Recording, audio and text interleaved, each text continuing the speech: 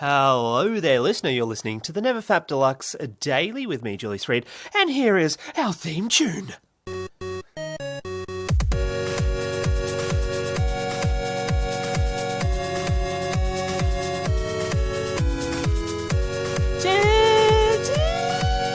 Is our theme tune. Of course, that went on a bit longer than usual because it was like super loud, and I was like, I got to manually change this, in real time, as is often the case in life. So we got there in the end. I hope you're doing well. Let's jump into the segments that I know you love. I know you love them. God damn it! Here is the first segment: the checkup. The checkup. The checkup. It's way too loud for me still, but you can't hear that. You're like, oh, what are you talking about, Julius Reed? Well, let me tell you, as I distract you, what I'm doing, I'm actually distracting you, so I can turn the volume down. Volume successfully set. That's right, that's how I get women, by being successful. And no, this is making sense. How are you doing? How are you coping with life? That's what I'm here, Daddy Dr. Reed, to help you understand, where you're struggling, why you're struggling. Oh my God, why is there a stiffy in my pants? Well, that's a question really none of us can answer except for that guy in the corner who's currently masturbating to you. Maybe tell mum or dad about him. He's kind of creepy. How are you coping? Have you been, stressed because of COVID? Maybe you've been stressed because of, obviously school and stuff like that, and work. I know work's stressful, especially, if you're about to lose your job because of COVID and all these kinds of things. I know a lot of people are losing their jobs. Let's focus on the negatives. Just kidding. Life can be hard, but, if you stay on top of things, you can keep that stress at bay, and you can be on your way, as they say. No one's ever said that. So have you been meditating? Meditating is what's going to help you deal with that stress. Exercise as well, a lovely, lovely way to deal with those difficult emotions. Just let it all out, scream into a pillow. Okay, well, if that helps, obviously do it. But, you shouldn't be relying on that. You should be relying on, remaining calm, remaining aware, and remaining on top of yourself. Kind of like I was on top of your mother last night. That was inappropriate. Do you remain calm today? Do you remain aware? And if not, what can you do to be those things? That's what you should be asking yourself. And what are you going to be doing differently, either today or tomorrow? Maybe you want to, to pick up a new hobby. Maybe you want to start taking your mental health seriously. I know a lot of people, they go on this journey without actually truly taking it seriously. It's kind of like, well, I want to give up, but I'm not actually willing to do anything to change. And, if you're not willing to make that change, well, then nothing will change. And you will remain a loser, a loser, a loser. All right, obviously, that was an extreme loser right there, being booed by literal people. That was the checkup, which brings us to the topic. The topic. The topic. Much better on these volumes on my ear. It's not like screaming. It's like, Because in this case, it's spooky. So the topic today, is it okay to have sex during recovery? That's what I want to talk about because, it's a question a lot of people have. Is sex a form of relapse? I guess for religious reasons, if you believe sex is sin, then I guess that is the ultimate relapse in a way. Talking about sex today. Firstly, if you haven't had sex before, I just want to say it's totally overrated. Don't worry. Don't get me wrong, it's great, but go write a novel or something. Don't worry about it. You're not like less of a person if you haven't had sex. It's just you'll have sex at some point, and you'll be like, so that's what it was.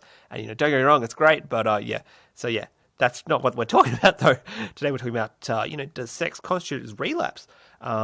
So back to the topic. Here's how I explain it. Generally, there's nothing wrong with having sex. If you're cool with that kind of thing, basically as long as you don't orgasm. So sex is fine as long as you don't orgasm. Is personally how I would describe it in the context of relapse. Relapse is just a label really. It doesn't really mean anything. Main reason for this, why it's probably best to avoid orgasm, as I've talked about on the show before. But, the whole point of recovery is basically to come to some sort of consistent mental balance. And orgasm essentially destroys that. And it comes from even though you're not masturbating or I guess having sex to porn, and, people say that porn is the problem. And, porn is the problem to a large extent because porn isn't like normal masturbation where it's kind of like you come and then that's it. It's like just an extreme dopamine hit. It's like you're so engaged with the porn and just like how it's making you feel. It almost like takes over. But the issue is like obviously porn's not great. But I would argue that in the context of recovery, at least, masturbation isn't great. And along with that, not just masturbation, but, orgasm. In fact, I would argue that there's nothing wrong with masturbation as long as you don't orgasm, because you don't get that huge dopamine hit that you get from orgasming than you do from just masturbating itself. Of course, the problem with that logic is that, masturbation essentially leads to porn for most people, and it essentially leads to orgasm for most people. So it's sort of the same reason why, people believe in, masturbation in moderation, which is fine. But the issue with that is that more often than not, masturbating in moderation will essentially just lead back to watching porn. So yeah, that's in part why, actually, probably the reason, I should probably explain the reason for that is that dopamine rush. It makes us mentally unbalanced. And like I was saying, it's all about being mentally balanced, and that's what recovery is about. So it's really hard to remain consistently mentally balanced when we're messing with our dopamine. And so that's why I recommend just staying off the orgasm completely. This anecdotally, obviously, I'm sure, once you've relapsed, you understand that, it's not the best feeling.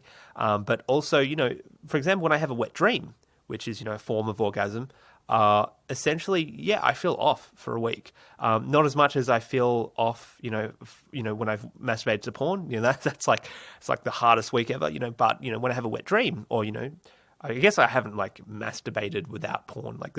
That's weird. To me, that's weird. I mean, I guess, for some people, if you can make that work for you, that's great. But yeah, after, the week following a wet dream, I just feel off. It's basically because, once you orgasm, you have that dopamine rush, and then that makes you mentally unbalanced, to a certain degree. So that's what we're trying to avoid, trying to remain on track, straight edge, baby. So that's what we want. So yeah, avoid the dopamine rush. And, I guess this extends not just to orgasm, or sex or, porn. This extends to general life. Don't go binging sugar. That's not good for you. You want to stay mentally balanced. And then from there you can, not only sort of master being mentally balanced, but I guess, how to explain it? Once you understand balance, and once you come to balance, not only do you understand how it affects you, but you understand what to look for. You can understand when you're veering off balance, for example, because you can go, oh, you know what? I'm feeling a bit weird, and it's probably because of these behaviors and actions that I'm undertaking. So yeah, that's something for you to think about, and yeah. So in terms of not orgasming during sex, for some people, they kind of think, well, what's the point of that? But what I would argue is actually it makes sex better because, you're not there to well, I mean, it depends how you look at sex, really.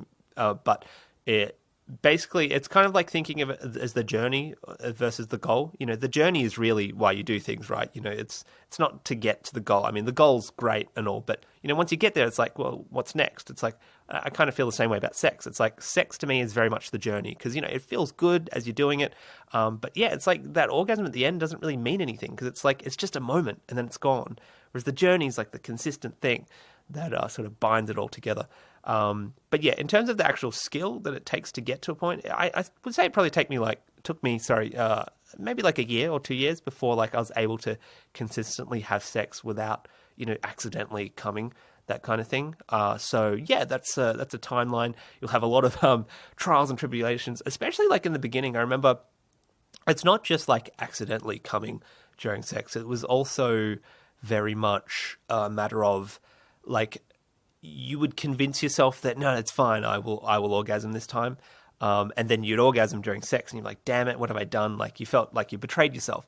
But yeah, I just don't have that anymore. At no point during sex am I like, okay, I'm going to orgasm, because I understand, I don't know, maybe through practice, maybe through experience, but I understand that this is not going to be good for me and it's going to result in me being mentally unbalanced, which is a huge risk, which I guess it doesn't always lead to relapse, but it leads to a high possibility of it. And that's what we're trying to avoid. We're trying to be cool, be strong.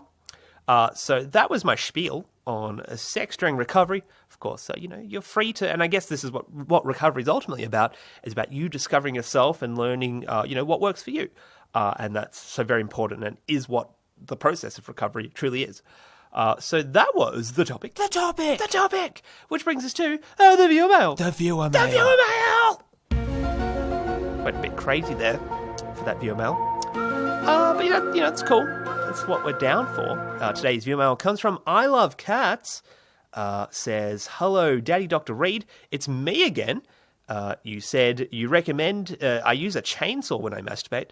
So I did that, but now I'm so addicted to that. I'm now sticking my dick in a particle accelerator. It forces the semen out, but it hurts like a mother effer. What should I do?